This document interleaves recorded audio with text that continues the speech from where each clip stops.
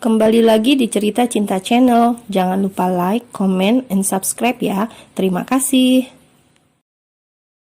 Aska menunggu kedatangan Kara dengan gelisah. Sebuah kafe yang tidak jauh dari kampus akan menjadi saksi pertemuan suami istri yang sedang menyelami perasaannya masing-masing. Aska berkali-kali melirik jam di pergelangan tangan dengan gelisah. Masih ada waktu 10 menit sebelum jam yang ditentukan. Tapi Aska sudah sangat tidak sabar. Dia menatap bunga di tangan yang dihias dengan pita dan kertas khusus yang begitu cantik.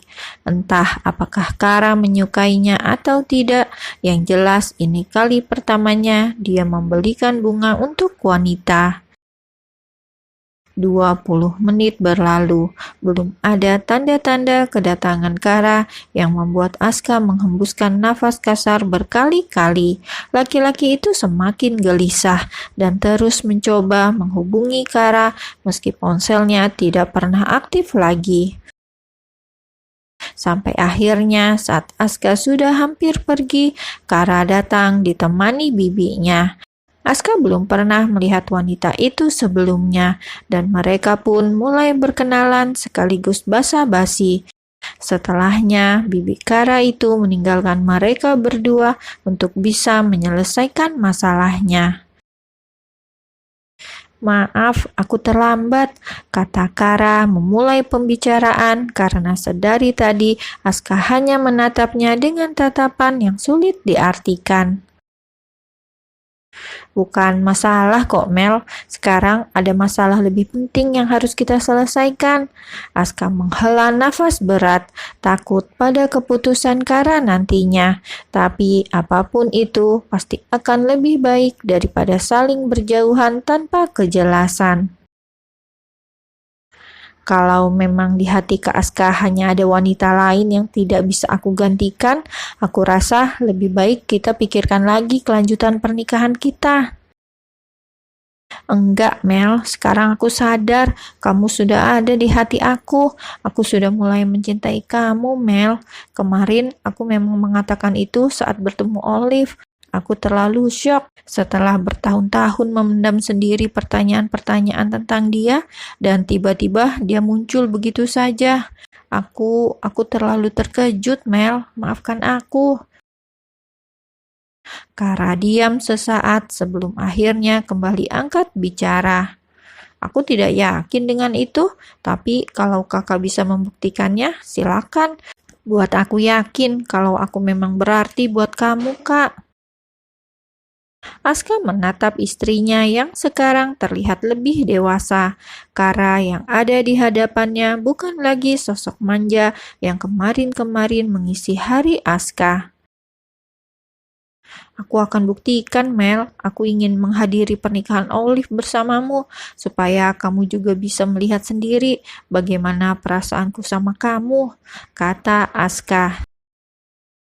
Kara hanya diam dan masih berpikir. Karena gemas, Aska memajukan wajahnya menjadi semakin dekat dengan Kara yang hanya terhalang meja. Secara refleks, Kara memundurkan tubuhnya. Setelah itu, Kara bisa melihat jelas raut kekecewaan di wajah Aska yang memaksakan senyum. "Aku cuma ingin melihat detail wajah kamu aja, Mel. Aku kangen momen-momen sama kamu. Biasanya tiap bangun pagi lihat kamu. Sekarang semuanya terasa aneh." Aska kembali ke posisinya dan menundukkan kepala. Dia sadar semua telah berbeda karena kesalahannya sendiri. Bahkan menyesal pun akan sulit mengubah keadaannya. "Kapan pernikahannya?" tanya Kara mengalihkan pembicaraan. Dia tidak ingin terlihat lemah di hadapan Aska, karena Kara sendiri juga sangat merindukan momen-momen bersama Aska. "Besok Minggu, Mel. Kalau kamu bersedia, kita bisa beli baju."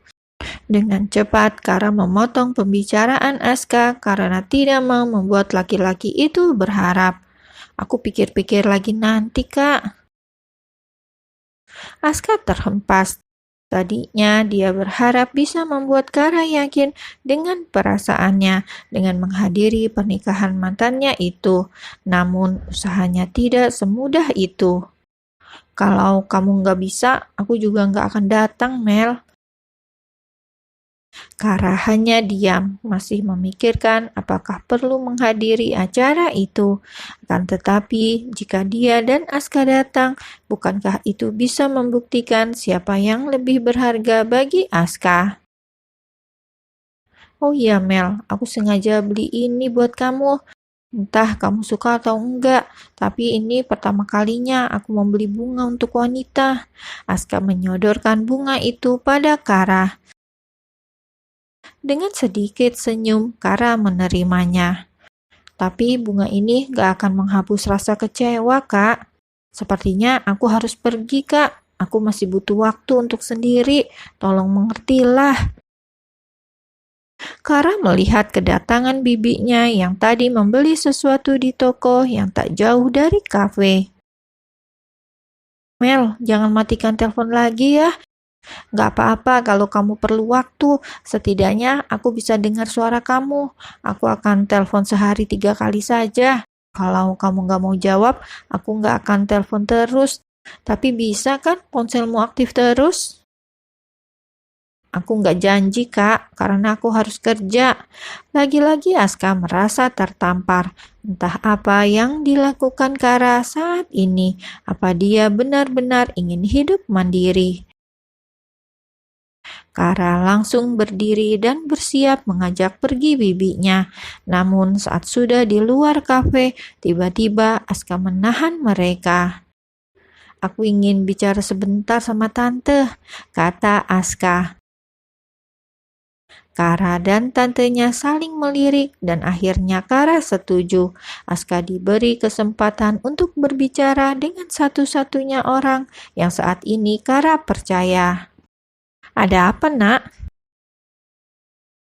Tante, saya titip Kara. Walaupun saya tidak tahu di mana dia tinggal, tapi saya percaya tante orang baik yang akan menjaganya. Tolong jangan biarkan dia pergi jauh dari kota ini. Saya takut tidak bisa menemukannya nanti. Tante Kara tersenyum dan mengangguk. Dia melihat kecemasan di mata Aska, dan wanita itu yakin sebenarnya Aska laki-laki yang baik. Maaf ya Nak Aska, apa boleh Tante memberi saran? Tanya wanita itu. Aska mengangguk pelan tanda setuju. Begini, menurut Tante, sebaiknya Naaska yakinkan diri Naaska dulu siapa yang Naaska cintai.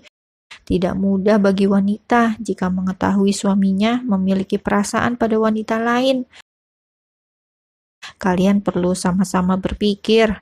Karamel perlu berpikir untuk memaafkan Naaska atau tidak. Tapi Naaska juga harus berpikir ulang. Apakah Karamel benar-benar wanita yang Naaska cintai atau tidak?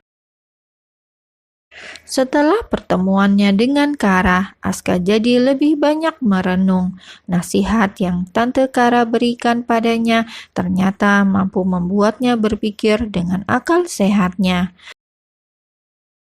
Jika saja Olivia tidak menolaknya, apakah hatinya masih tetap memilih Kara?